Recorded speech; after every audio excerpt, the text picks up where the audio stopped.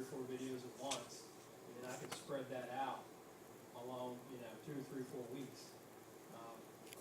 Right now, I'm so busy, I won't get as much video. I'll do some blogging, some articles, some posts, but it's just, you gotta fit it in when you can.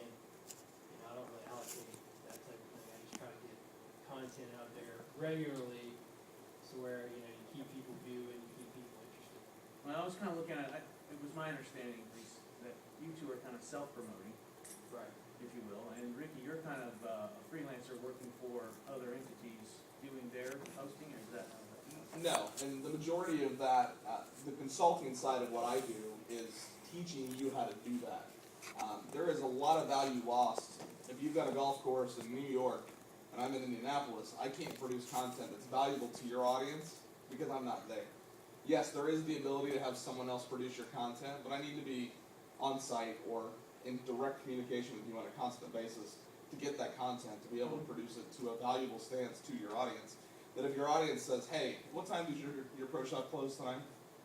I don't know, let me call you. So by the time that I figure out the question, I contact you, I get the answer, I then reply. It could very easily have just been you got that on your phone while you're walking from the lesson tee to the clubhouse, and you can reply to that easily. So there's a lot of value lost in having someone else control your campaign. And the goal that I have as a consultant is to train you how to utilize these tools to get to your results, to produce the results, that end goal that you're trying to create. So if it's increased sales, if it's increased lessons, or if it's more tee times, or whatever you're trying to do, I can help you build that campaign based on those. Kind of help them goals. build their business plan and what their goals are, and how to achieve them using the tools. Yeah, exactly. I have a question.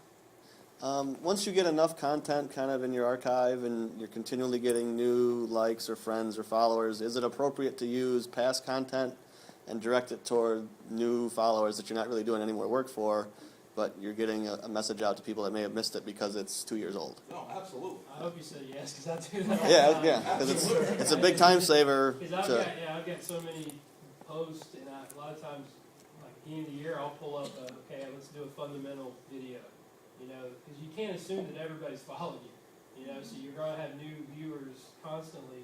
That's a great question. Glad you said yes, because that's what I do. I love it. Just to keep content flowing, is I'll pull up past posts or past videos that are appropriate to that time of year or whatever. It's free content. I mean, at that point. Right. I wouldn't say post a blog on Monday and then post it on Wednesday. No. So No, you missed it. Here's the old same videos. content. But yeah, you can absolutely use old content. Now, so far you guys have talked about pushing content out, or basically one way or sometimes two-way communication. Now, one of the things that that the social networks allow you to do is to kind of spread that out. So have people talking within each other, tagging pictures, or liking or sharing and all that stuff. What can you do to encourage that kind of stuff, other than if you like this tweet, repost it? What kind of things can you do? Well, the easy answer is hope your content's good enough that they're going to want to do that. Right. Just ask them to share. Like I said, usually at the bottom of a blog post, I say, if this is something you feel helpful, thanks for reading, please share with a friend, and you hope it spreads. One thing that on Facebook, like if you write notes are similar to blog posts. Right. You don't have to have liked or be friends with the individual to tag them in the note. Okay. Photos, you have to, it's persons only, so you have to be friends with them to be able to tag them. Yeah. And that, again, that comes in the bigger those numbers grow, the easier it is to do that. And the content is what's going to drive that. I mean, content really is king when it comes to this stuff.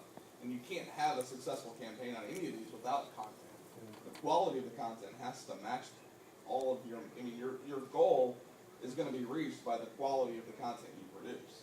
Now, the checking in process, when I was golfing yesterday, while it was raining, obviously took my camera out, took a picture of the rain, just kind of, but I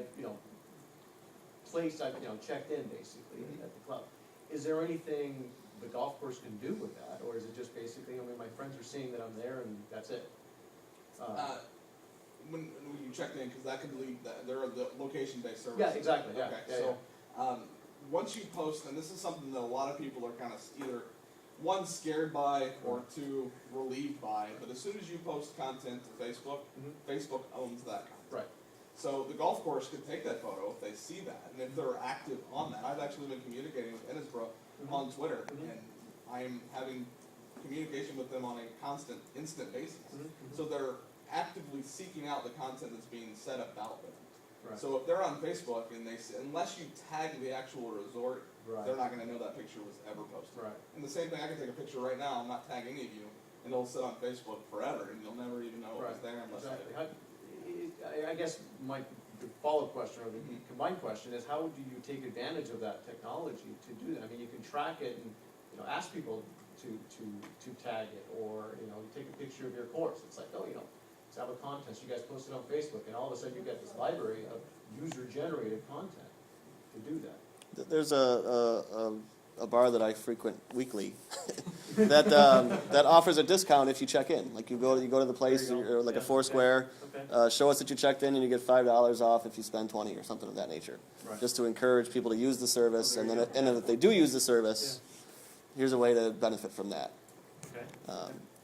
And then, to answer your other question, or at least give my opinion on the sharing part, if you want more people to share your things, share their things. Sure. There you go, that's a Yeah. great Yeah, point. that's true. Yeah. We all go into each other's blogs and we comment, and, if we like it, hey, that's great.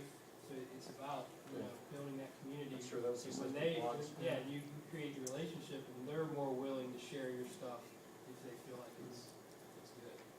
Great. We're unfortunately out of time. I will be here the rest of the afternoon and tomorrow. You have a green form in front of you. If you could fill that out for me before you guys take off. But I'm here for questions if you have them. Thank you both, Jason and Justin, for your time. Thank you guys. I got most of it. That's awesome.